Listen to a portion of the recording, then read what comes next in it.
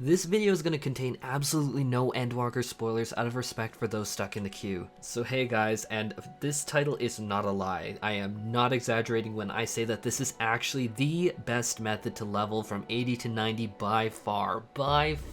And yes, that includes tanks and healers too. There is no comparison. I myself just got asked to 90 up last night, and any roll, this is the fastest, and I am accounting for those instant queues. It is that good. I've already started my warrior up in here. It's just really that effective. So let's talk all about the Bozjan Southern Front and my tips and tricks to make it even faster, to make it absolutely insane levels of experience. When you use these tips and tricks, it just pushes it way over the edge. And these tips and tricks are mostly learned from me grinding it the hard way myself and being like, oh, that would probably make it better. But for real, it's to the point where I am actually actively avoiding roulettes from now on. I don't see myself doing them in the future. I'm here to deliver information though, and I can swallow my pride and say that this entire last video that I did, take it and pitch it into the toilet. Trying Bozjan Southern Front with my tips and tricks makes daily roulettes and everything else simply look bad. And I am not exaggerating. I have literally done this with Ast, I've done this with Reaper, I'm doing it with Warrior right now. This is so much better. Let's answer the very important question of how much experience we are getting in the Bozjan Southern Front. So we're looking at roughly 800,000 experience per critical engagement. Area 3 likewise goes up to 880k, so I'm just like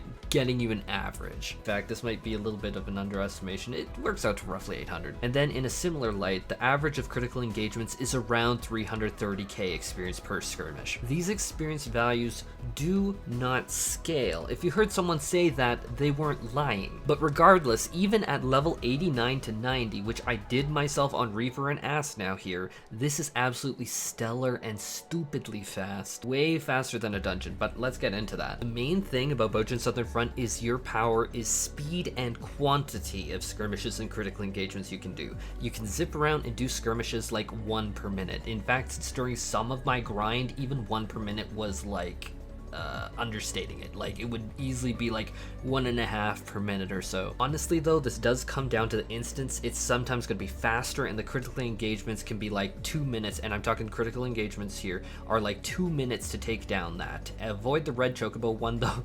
That is a disaster. But relative to the levels 81 to 82 needs 6.1 million experience, and that's 81 to 82, and you're just tearing through that. More numbers on my screen if you're curious, but it's roughly going to be 30 minutes per level on average when I use my tricks. Now let's talk about dungeon experience numbers. Comparing this to dungeon XP numbers with rested XP, with a 15% FC buff and food, armory bonus, and ultimately plus 125% experience, my numbers that I got from each boss was, for level 87, first boss, 725,534, so that's like 750,000. The second boss at level 87 dungeon was 1,269,000, and then the third boss was 1,632,000. Likewise, remember, every single skirmish is going to be roughly 330.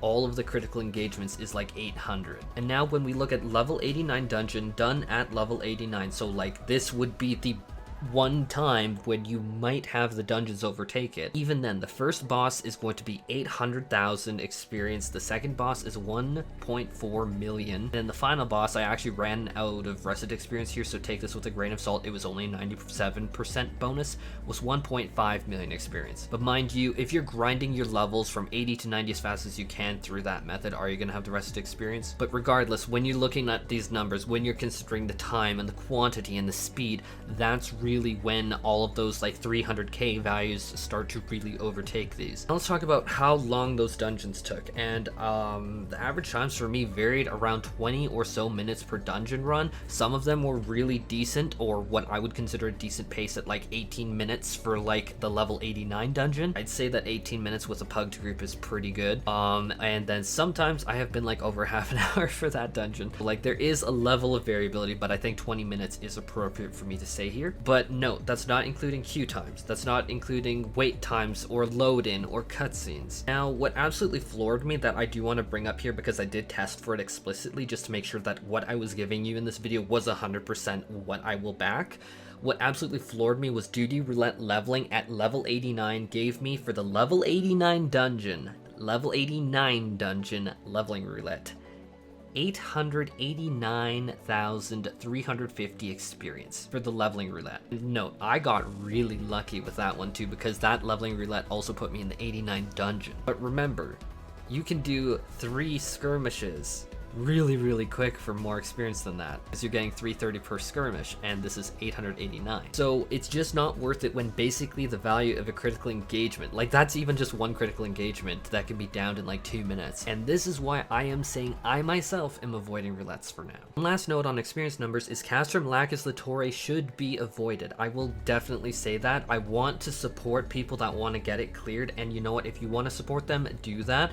But I went in myself personally to test it and help out someone that I really want to see like get the clear, and it gave an abysmally low 1,683,000 experience, but it took like 50 or so minutes to clear.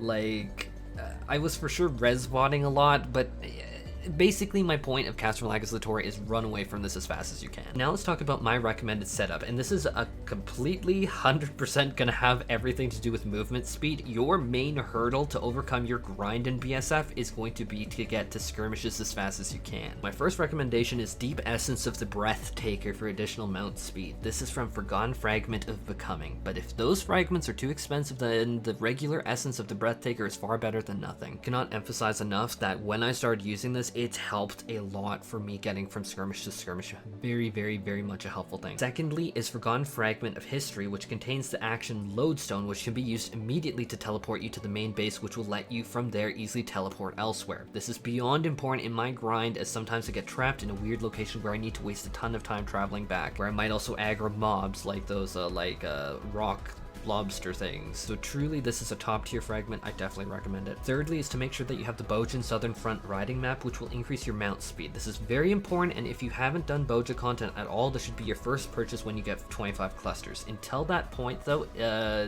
when you don't have this map, I'd consider using the motorbike mount for the speed until you have that. My fourth recommendation is Lost Swift, and when you get aggro on a mob, it's actually really frustrating and takes a lot of travel distance to actually get away from them and de-aggro, where you can get back onto mount, where you can use the Aetherites. And so Lost Swift I'd recommend 100% without hesitation. This comes from the fragment Lost Fragment of Ingenuity. These, unlike the other fragments though, can be bought from the Resistance Quartermaster for 1 cluster traded for 4 of these fragments. Now, you could add another Lost Action here, but then we're getting into like, do you want to take Lost Burst or Banner of Honored Sacrifice and all these things? You know what, I think honestly my experience has been everything melts so fast that I wouldn't even worry about that. Now let's talk 10 technique tips, and all of these are equally important as having the items and the clusters and the maps and the speed.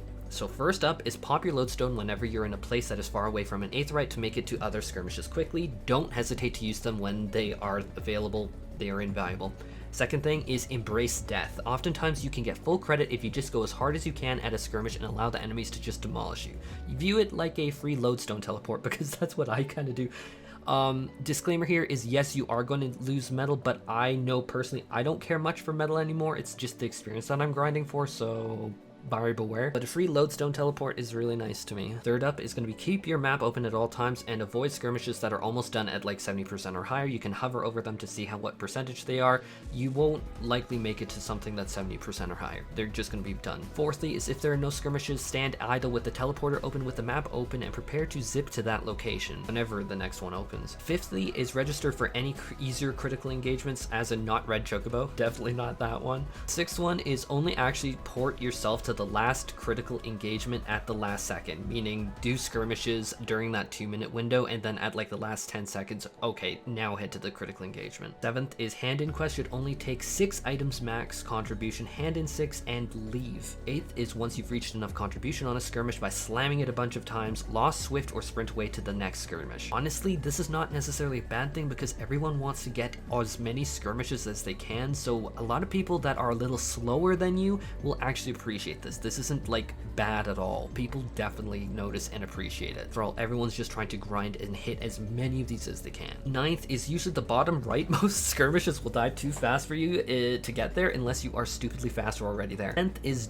don't re-instance until you notice skirmishes are taking over a minute and that things are really slowing down in your particular instance. A locked instance doesn't mean bad experience. An instance with only 30 people doesn't mean bad experience. In fact, with a group of 30 or so people in a locked instance, some of my best experience was there, and it can be really ideal.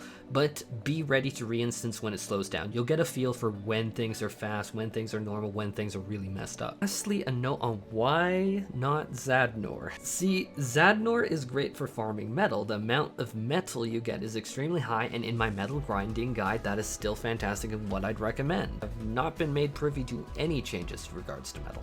But in terms of leveling experience, going into this, I already knew, because I did the metal grind, that the skirmishes in general were more sparse, and that you really plop down into Zone 3 and only Zone 3, because other ones were so much harder to get to. This made it significantly harder to chain more skirmishes for more experience. Unfortunately, this as a whole makes it bad for a leveling experience. Anyhow, there you go. With this video, I kind of feel like I've repaid back my mistake from my last video, and I actually feel genuinely crushed that I made the mistakes that I did in that one. I did the best that I could with the information I had, but hopefully this video will be redemption. Anyhow, let me know what you guys think of this method in the comments. Take care everyone, and have a glorious day, and happy Endwalker.